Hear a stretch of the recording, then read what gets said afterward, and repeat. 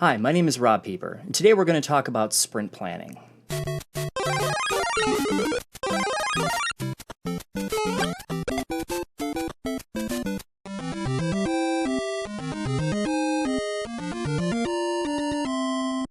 Sprint planning kicks off a sprint by laying out all the work that the Scrum team is going to accomplish for that sprint.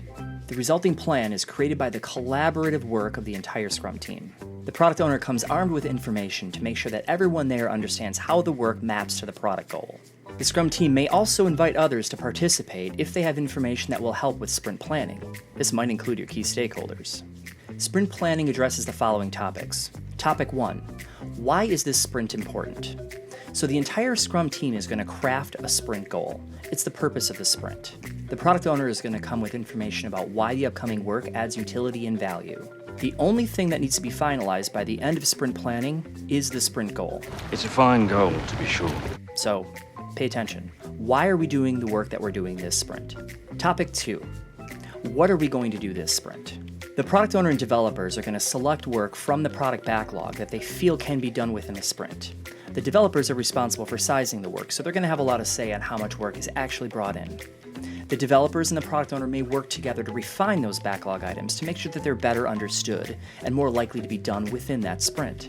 Selecting how much work the developers feel can be done could be a little bit challenging, and so they're going to look at past performance and they're going to look at who's in the office this week.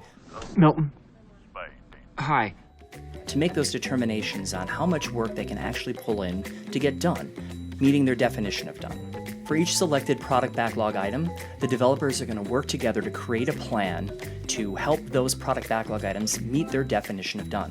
This is often done by decomposing the work into smaller, more actionable pieces that can be done in a day or less.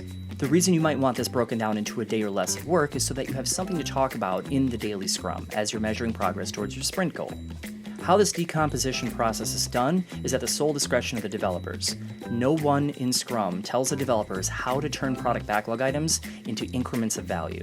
You're not my boss! You're not the king of me! The sprint goal, the product backlog items that we have selected for the sprint, and the plan on how to achieve them, all in combination, are your sprint backlog. It's 3 parts: why, what, and how. Sprint planning is time-boxed to 8 hours or less for a 1-month sprint. Usually shorter with shorter sprint lengths. A few things to note about sprint planning. You do not have to have a perfect plan coming out of sprint planning, merely enough to get started. Every daily Scrum you're going to adapt your plan anyway, so no sense creating the perfect plan up front. Some people don't like spending 8 hours in a 1-month sprint in sprint planning. Remember, it is just a time box. Don't spend more than 8 hours. If you can spend less, that's even better. If you like this video, click that like button. Better yet, hit the subscribe button too. And if you want to get notifications with our upcoming videos, hit the bell.